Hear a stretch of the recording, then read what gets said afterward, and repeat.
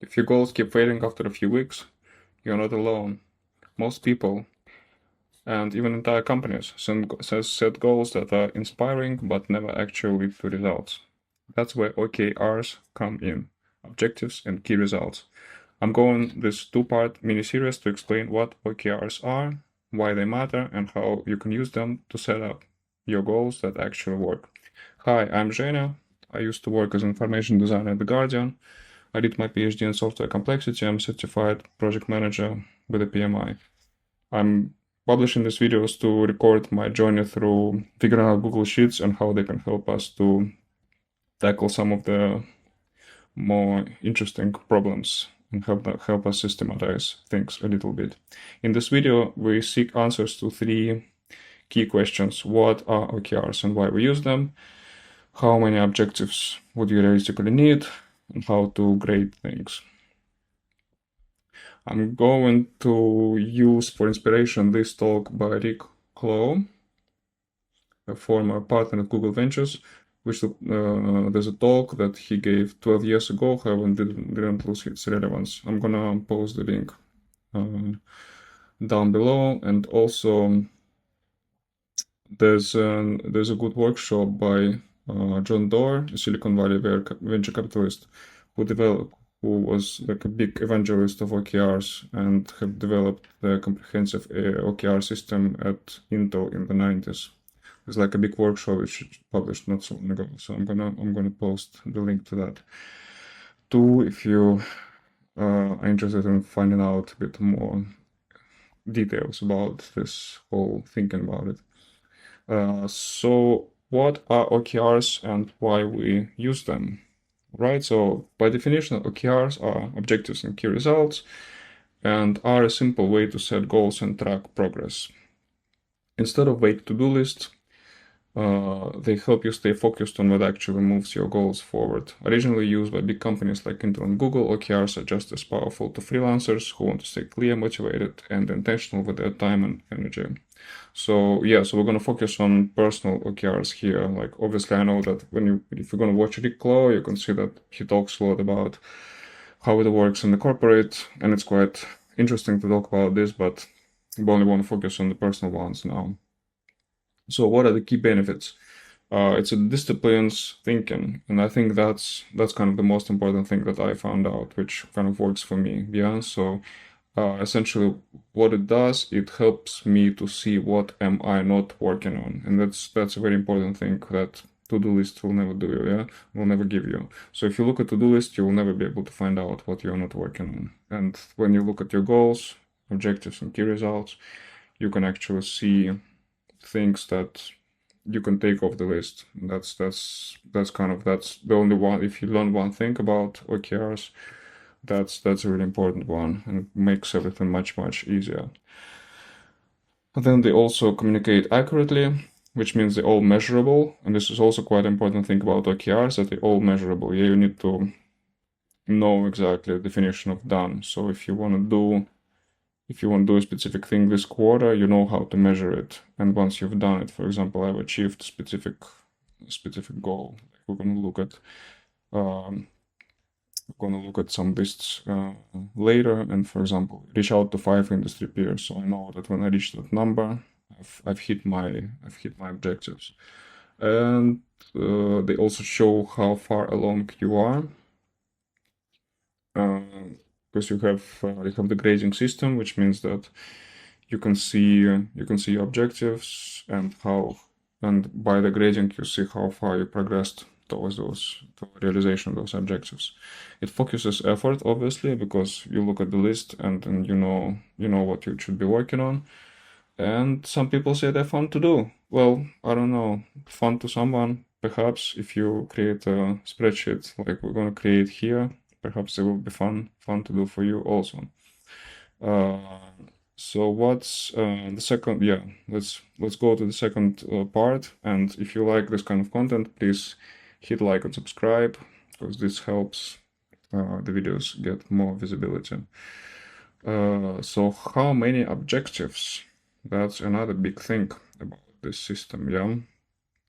And what Rick Clough tells us is that usually if you 4 is good enough number. If you get 5 or more, like more than 5 is definitely get you burned out, because it's going to be too many. And also you should imagine that for each objective there's going to be like a few key results that you have to track, so it can be quite a lot of work in the end.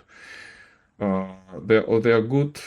They're good, useful for summarizing activities. Yeah. So what we can see here is that we get a really good bird's eye view on what was happening, especially historically. It's really good. Like I would never be able, if I wouldn't do my OKRs, I would never be able to open the spreadsheet and say, okay, in this 2024, I was actually working on all of these things, and also have the grades. So I know how good I made. I was going along with those things. Yeah, like, and Rick Law is actually quite correct when he's also observing this, that it just allows you to pull up the list and you can see everything, and it's the easiest system that you can have if you go quite systematic with it. Yeah, and it also allows you to see, all right, improve physical fitness, it was 0.5, so I wasn't doing that well, but it wasn't also that bad, I guess. It's probably was a bit worse than my morning routines, which is 0.8, and 1 is the maximum, 0 is the minimum, and 1 is definitely a good number, which means I achieved that thing completely. So I traveled somewhere once, and I also did this gathering things, for example. I have no idea, this is just a sample list, but it allows you to see things. And obviously you can also right click and go to sort, and you can sort them by grade, so you can see which ones are the best ones.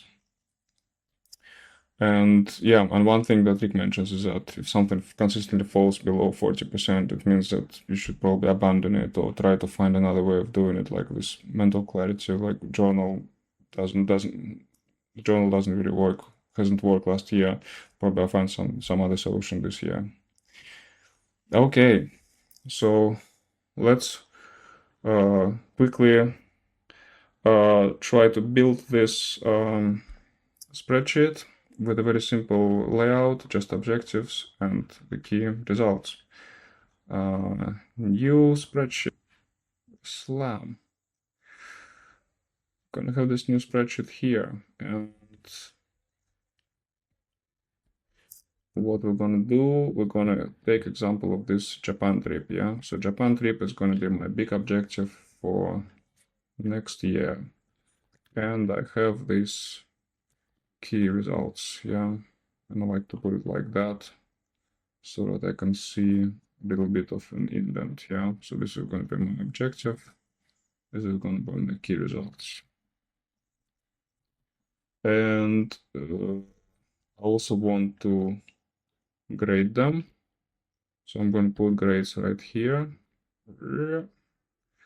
So then I can see this has been completed. I put 1.